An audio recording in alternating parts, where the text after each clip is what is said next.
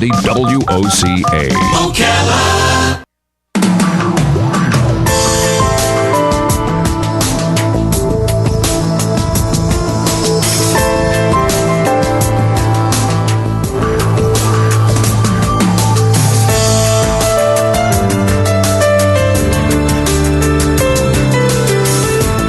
All right, 23 minutes before 11 o'clock. Thank you for tuning in. If you've been in this area for a long period of time, you probably are familiar with the name Marjorie Harris Carr. And if you don't know the importance of her contribution to us, I'll tell you real quickly. And I'm also doing this for the sake of our guest who's listening in on the phone. Marjorie Harris Carr was, among other things, greatly responsible for the demise of the Cross Florida Barge Canal. And why that is a wonderful thing is because had they built that canal, it probably would have torn up the, the rock formations that keep the Florida aquifer where it should be, which would mean that our beautiful rivers wouldn't be what they are. In fact, some of the things that made this a tourist attraction in the first place before there was something called Disney World, we wouldn't have it. And so she is very much celebrated. The land that was set aside for that canal is now a trail that runs across the state, and it's quite awesome. And the reason I bring up her name in order to introduce our next guest is because when Marjorie Harris Carr was this one lone voice trying to get other people to jump on board, she was being called a radical. She was being called an extremist, an extreme environmentalist, a tree hugger. I mean, everything you can think of to call her. But the truth is, she was right. I've often thought that as we began to develop from being really not that different from the animals into whatever we are today, that was probably supposed to happen, by design. But there was no instruction book, so we didn't know how to do it without messing up being good stewards of this planet that seems big, but it's really not that big. Diane Ackerman has written a very insightful book. It is called The Human Age. I can't wait for you to hear more about it, and I'm going to let her tell you about it. She's on the phone right now. She, in addition to writing this awesome book, was a finalist for the Pulitzer Prize. She's an award-winning best-selling author, poet, essayist, naturalist, beautiful lady. I looked at her picture, beautiful hair. She hosts a PBS series called Mystery of the Senses, and has the rare distinction of having a molecule named after her. Yeah, that is my favorite part. Really? All right. Well, The Human Age is the name of the book. The World Shaped by Us. Diane Ackerman, you are an amazing lady. Thank you. It's an honor to have you on the show. Good morning, Diane. Good morning. What a treat to be with you. In all fairness, the molecule is a sex pheromone in crocodiles. Really? Oh, gosh. There's got to be a story there. Yeah, there is a story there. That's for another time. Sex pheromone in crocodiles.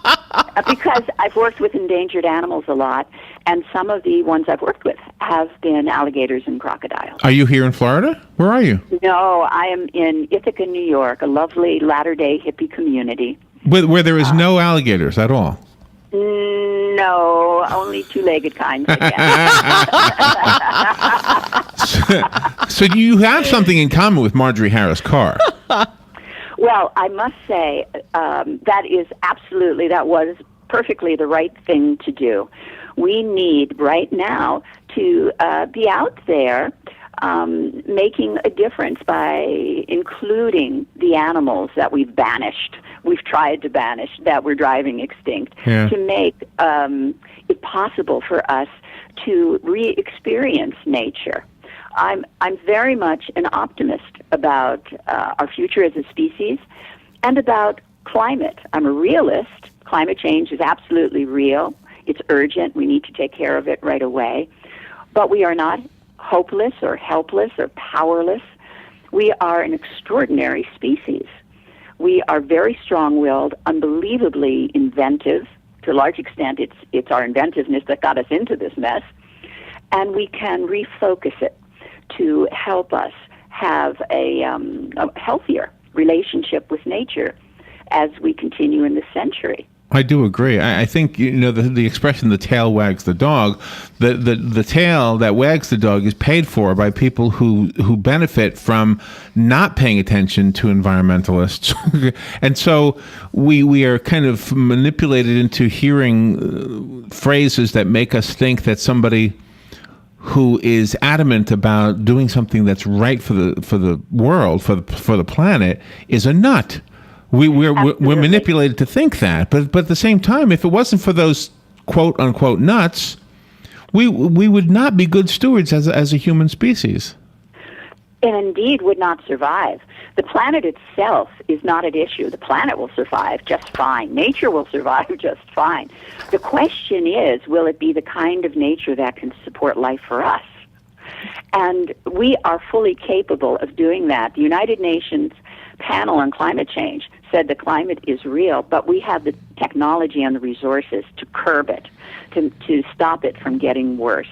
Whether or not it's feasible politically is a totally different issue.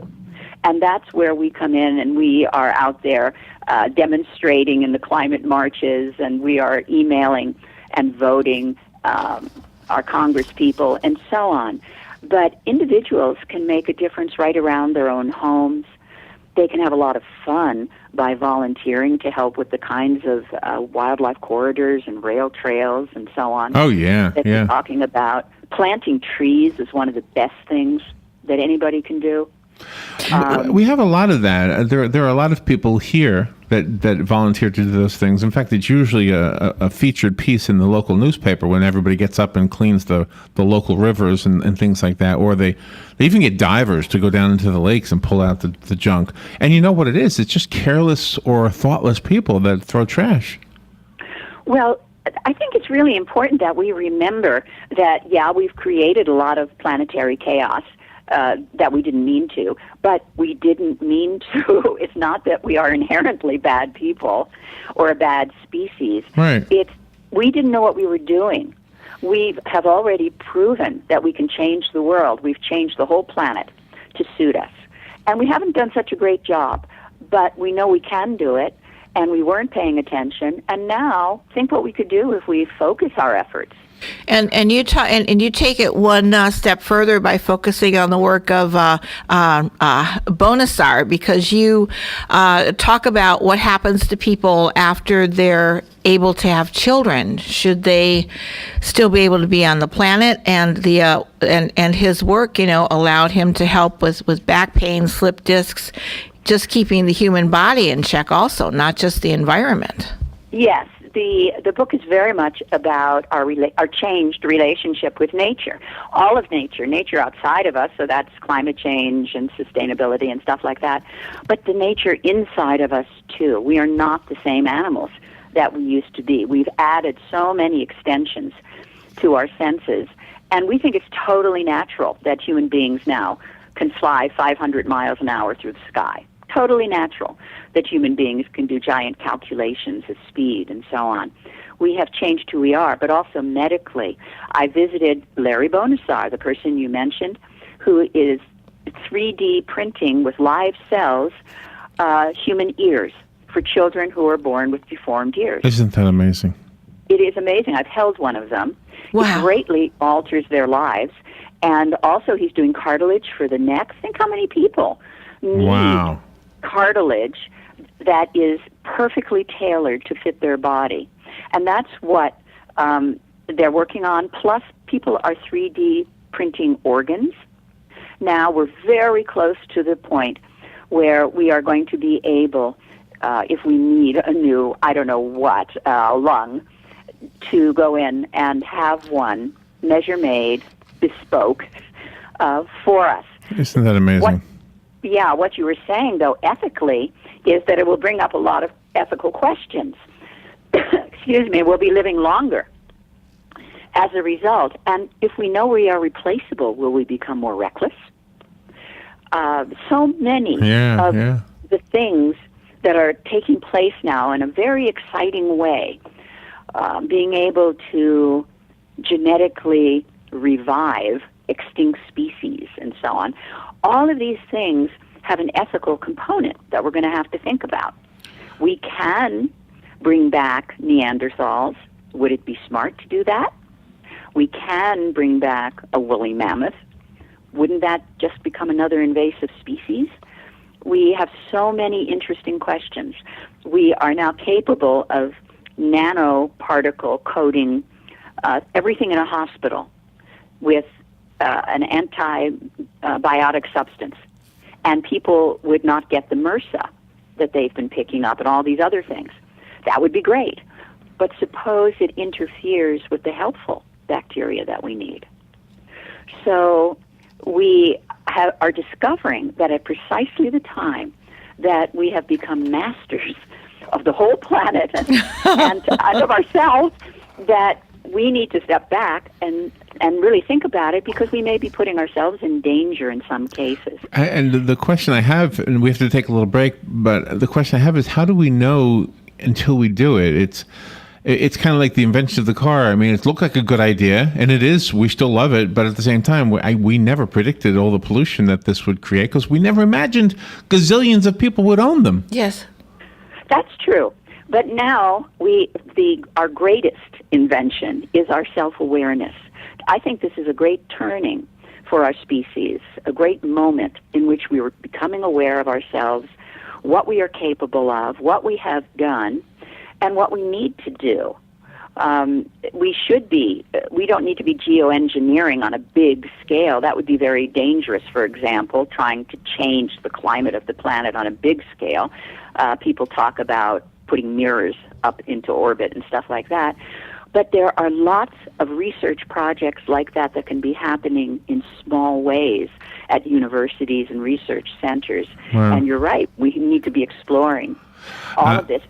There's a lot of ingenuity we can apply. This is fascinating. The book is outstanding. The book is called The Human Age, The World Shaped by Us, and hopefully you got a little idea of what it is about. We'll learn more when we come back. Diane Ackerman, who has had, by the way, a sex pheromone for a crocodile named after her. That is fascinating. We have crocodiles here. See, I don't even understand the whole pheromone thing, because I suppose I got this pheromone. I ordered it through Amazon. Supposed to make the ladies turn their head. Nobody's turning their head. I don't understand this whole thing. Diane, just hang in a second. We've got to take a little break. We'll be right back. The weather is brought to you by myfwc.com. Safe boating is no accident. It'll be partly sunny and very warm today with a shower and thunderstorm around this afternoon, the high 86 to 90. Partly to mostly cloudy tonight with a shower or thunderstorm around, those 70 to 74. For tomorrow, variable cloudiness and not as warm with a shower or thunderstorm through the early afternoon hours, the high 81 to 85. For Sunday, mostly sunny and comfortable, highs in the 70s. From the Florida Weather Center, I'm meteorologist Joe Lundberg. This weather forecast brought to you by Tri-County Generators 1-800-622-1957. Don't get caught with your power down. Call Tri-County Generators now, 1-800-622-1957.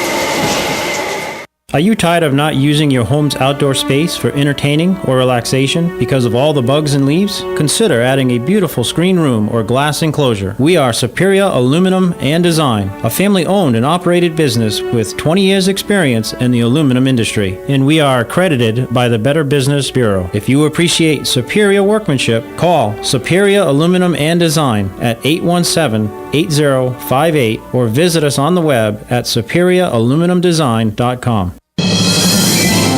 Veterans are the foundation upon which our freedom is built. Listen to The Source, WOCA, each Thursday at 9 a.m. to Veterans News with Hank Whittier from Vets Helping Vets. You'll hear tributes, information on veterans issues, and stories that will make you laugh, cry, and feel proud. Veterans News always focuses on the military, past and present, and on our first responders. Veterans News is brought to you each week by Bob Wine's Camellia Gardens and Nursery, keeping you blooming since 1952.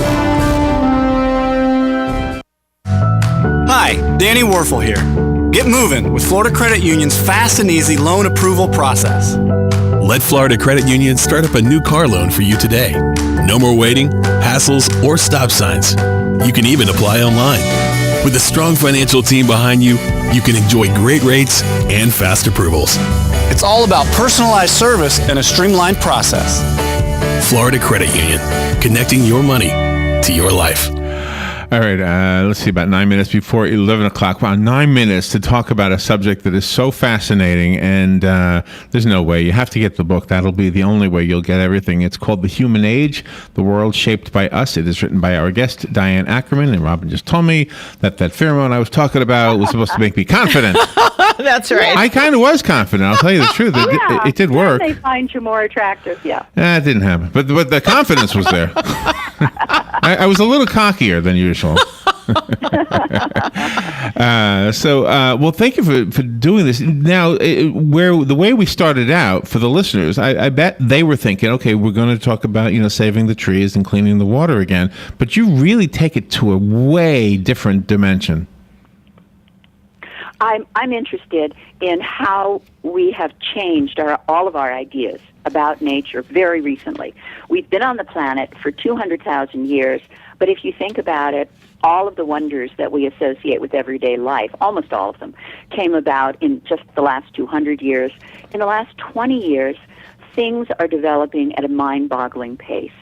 In the last couple of decades, even in the last decade, we've discovered that we actually have 10 times more bacterial DNA in our bodies than human. We are more bacteria than human. We don't look that way when we look at ourselves. I smell that way at the end of the day. I definitely smell like I'm more bacteria than you. That could be. And there are some little freeloaders like that are known to change human behavior and personality. And so some people are thinking, well, maybe what we call the personality of a culture, of a French culture, an Italian culture, or whatever, has to do in part with these other elements that are part of us all of the time. It can sound a little scary, but it also is good because it means that you are connected to nature more than you think you are. You are constantly absorbing and trading essences, bacteria and other creatures with loved ones and with the rest of nature. So if you mess up any part of nature, ultimately you could be messing up yourself. Isn't it interesting how we're individuals, but we kind of move as groups without even realizing it? The scary pictures from World War II where Hitler somehow convinced all these people to just march like soldiers, like robots, and just decide to take over the world and kill anybody that they didn't see fit to live. That whole thing is like, wow, how did that happen? How did he convince everybody? And now we're trying to take, I guess, that same science and use it for positive, like convincing people not to smoke, convincing people not to pollute, that kind of thing. You can take that same, whatever it is that gets groups of people to do things, and do it in the positive. Well, I think there are very complicated reasons, especially in the case of Hitler. But one thing that we are learning medically, just apropos of that, is what's called epigenetics. And that is that DNA doesn't tell the whole story, that what your grandparents experienced, maybe during World War II, can influence your health and well-being.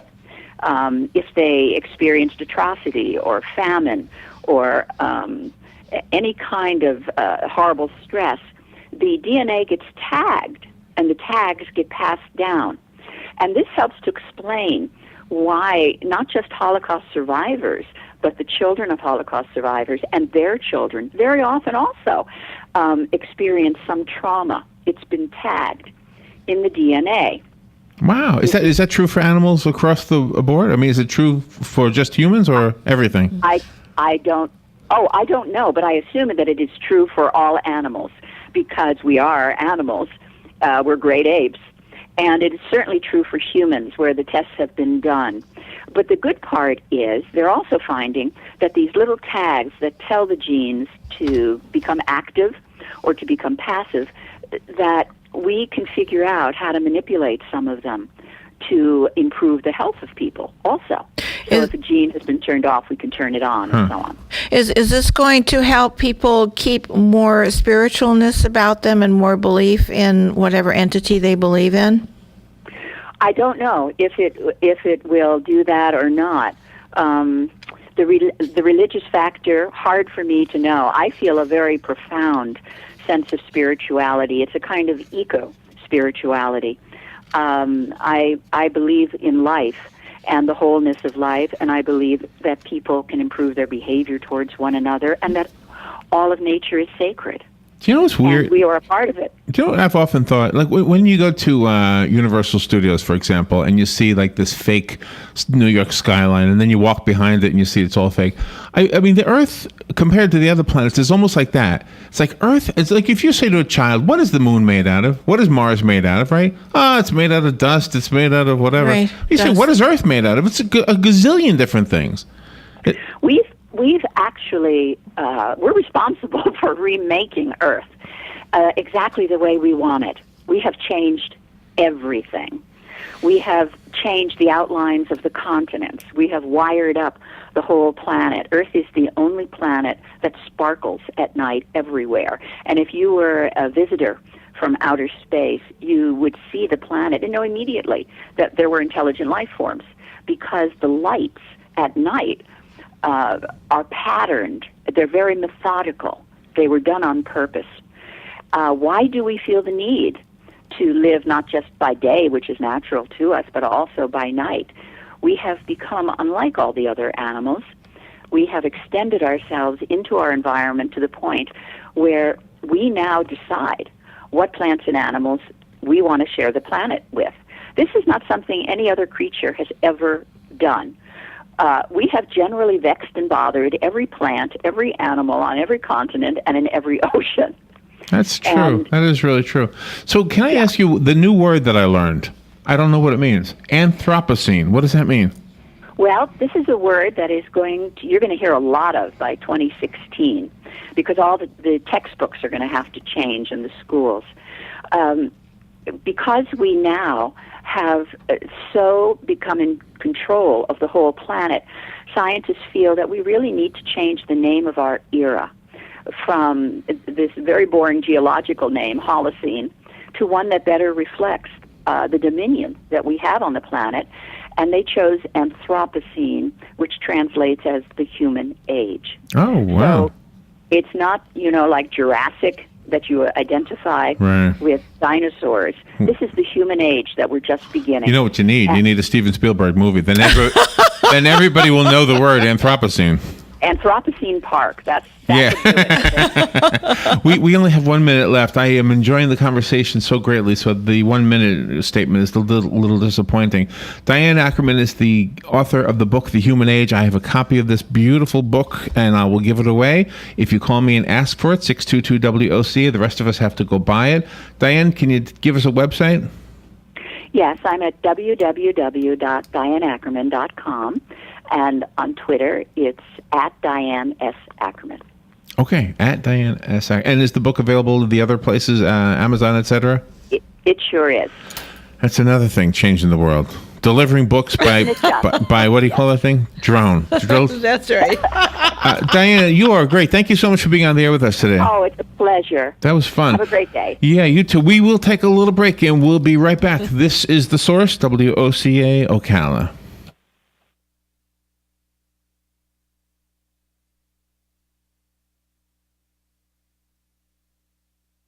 News Radio. I'm Lillian Wu, an NBC freelance cameraman who tested positive for Ebola heading to the U.S. for treatment.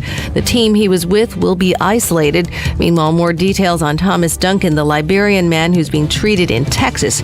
He was asked on a questionnaire whether he had any contact with an Ebola patient. Authorities say that on that question, Mr. Duncan answered no. And because at the time he displayed no fever, showed no outward symptoms of Ebola, he was allowed to board the plane and consequently made it to Dallas, Texas before he became ill. Fox's Jonathan Seri. The September jobs report out showing unemployment falling to 5.9%. But there are some caveats to that. For example, the unemployment rate fell for a couple of reasons. Yeah, more people found work, but there's also fewer people actually in the labor market looking for a job, and that's not a good thing. Fox Business Network's Rich Edson, Fox News. We report, you decide.